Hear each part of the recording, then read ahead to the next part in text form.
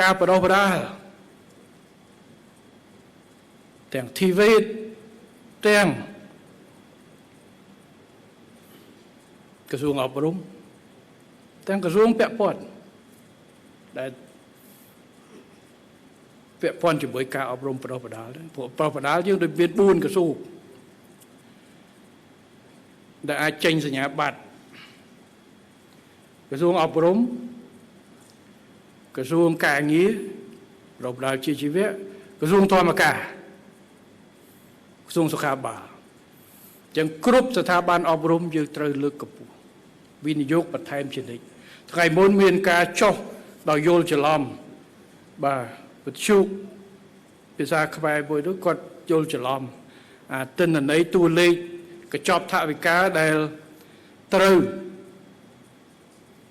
យកទៅចរចាដើម្បីចេញជាថវិកាឆ្នាំរបស់ក្រសួងអប់រំសុខាភិបាលគាត់កាល់កូលេមិនថារដ្ឋាភិបាលកាត់លុយពីវិស័យអប់រំនិងសុខាភិបាលជាង100 លាន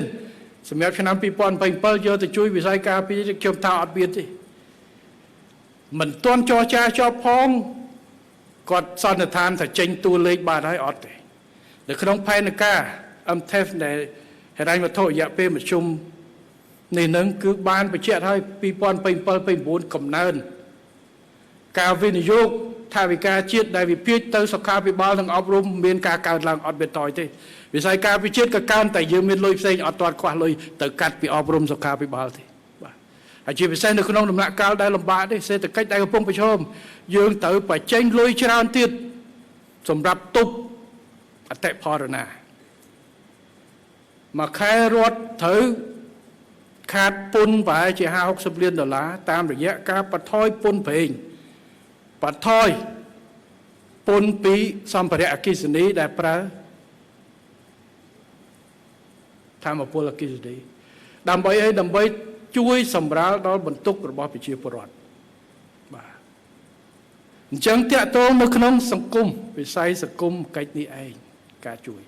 ប្រជាពលរដ្ឋដែលចូលនៅក្នុងអត្រាក្រីក្រតាំងពីក្រោយកូវីដរដ្ឋត្រូវជួយប្រមាណឧបត្ថម្ភសាច់ប្រាក់ឲ្យដំជាសមិទ្ធិរាយការណ៍ខ្ញុំប្រចាំកាយគឺយើងបញ្ចេញសាច់ប្រាក់មួយខែរាប់សិបលានដើម្បីជួយឧបត្ថម្ភតិចច្រើនយើងជួយជនភៀសសាក់គឺយើងជួយ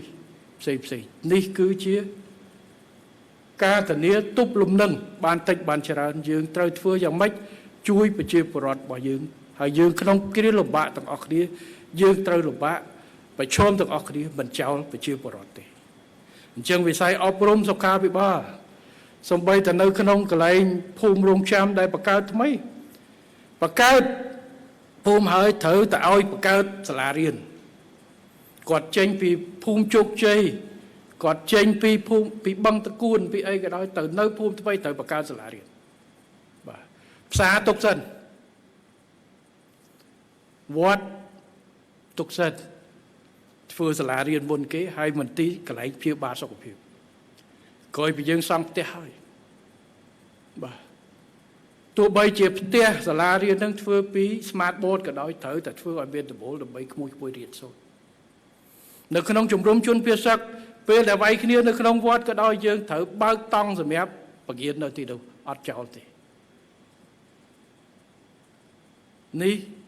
គឺជាការយកចិត្តទុកដាក់ព្រោះធនធានមនុស្សមិនអាចរំខានបានទេបើក្មួយវេទនាដោយសារសង្គ្រាមហើយត្រូវខាតអត់បានរៀនទៀតនេះជាការខាតធំរបស់យើងខាតមួយឆ្នាំរៀនសម្រាប់ជីវិតមនុស្សម្នាក់សម្រាប់គ្រួសារនីមួយខាតរយៈពេលវែងអញ្ចឹងដែលរដ្ឋមិនអាចមិនយកចិត្តទុកដាក់ឲ្យទោះក្នុងកលៈទេសៈណាក៏ដោយ